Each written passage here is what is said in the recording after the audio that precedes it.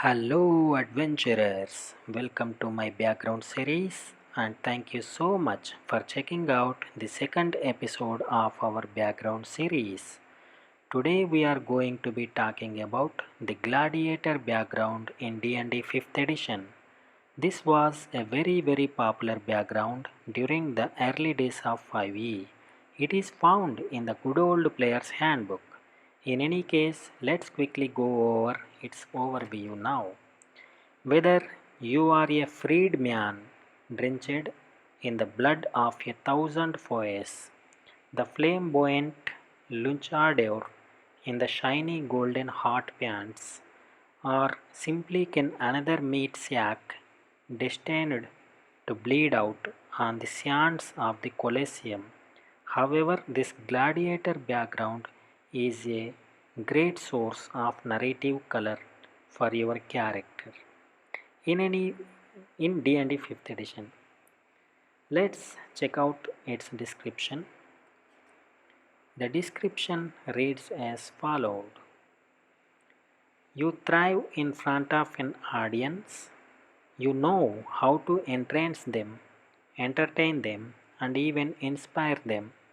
Your poetics can stir the hearts of those who hear you, awakening grief or joy, laughter or anger. Your music raises their spirits or captures their sorrow. Your dance steps captivate, your humor cuts to the quick, whatever techniques you use. Your art is your life. It also provides this nice little detail table for whatever your entertainer routine might be. Be you an actor, dancer, fire eater, jester, juggler, instrumentalist, poet, singer, storyteller, and tumbler. You can pick whatever you want, doesn't really so much matter in the long stretch. However, it adds a pretty good chunk of flavor to your character. Now let's check out its stats here. Under skill proficiencies, you gain acrobatics and performance, which of course makes sense. Under tool proficiencies, you gain the disguise kit and, and one type of musical instrument. And under equipment, you gain a musical instrument, the favor of an admirer, and that can really be anything ranging from a love letter, lock of hair, trinket, ring, etc. A consume and a pouch containing 15 gold piece, which puts it just above that 10 average. So mechanically overall, this is quite a strong background. Now let's take a look at its feature by popular demand. Your years spent in the arena mean that you can always find work performing in any venue that features combat for entertainment. Perhaps a gladiatorial arena or secret pit fighting club. When you perform in such a place, you receive a free bed in which to sleep, food of a modest or comfortable standard. It all depends on the quality of the venue, and possibly other perks which likely depend on your success in the arena.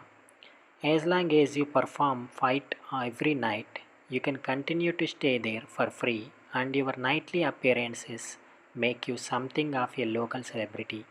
Strangers in the local area may recognize you and are usually disposed towards taking a liking to you, assuming they did not lose a large sum of money the previous night betting you would lose. I really do like this feature. It's very similar to a lot of the other ones we have covered in the past. Well, at least a handful of them. It's just really great. The mechanical benefit outright is that you get free lodging and food, which is certainly nice to have, especially if you are surrounded by a lot of small towns, villages, or even larger cities, and especially if there is a town guard that goes around patrolling you, stopping for sleeping in the streets, stuff like that. Really good stuff, really good way to save money. But the less direct benefit is you are part of the rumor mill and you are able to have something of a local celebrity status, which is certainly nice. It's not quietly like it would be for the functionary that we have gone over earlier, where you can kind of force your way into people's lives using your legal authority to justify it. But this is where people want to have you around, they want to confide in you. They think you are a good time and they likely to drop their guard around you. I think that is probably the best thing about this particular feature. In any case, let's move on to its suggested characteristics now. The suggested characteristics are as followed. For this example, the personality trait I went with is I never miss an opportunity to be the center of attention. Under ideal, I grabbed creativity. The crowd loves a surprise, and this puts you towards the chaotic alignment. Under bond, I want to be famous, whatever it takes. And flaw, I will do anything to win fame and renown. Needless to say, this is gonna be a pretty popular archetype you see with this background makes a lot of sense. However, you can really play around with what their justification is. A good example would be maybe they are an illegitimate child trying to find who their real parents are, and they feel the best way to do this is to make themselves as well known as possible, hoping that their family will come out of the woodwork and meet them with open arms. In any case, let's take a look at my personal thoughts here. I think it is strange that the Gladiator background in DnD 5th edition that is actually a variant option for the entertainer background that has many more in common with the real world gladiators from the heyday of the Roman Empire than a way such fighters tend to be portrayed in films. However, in real life, the gladiator was an expensive investment and a local celebrity who might be a day ascent to become one of the most famous and also beloved people in an empire.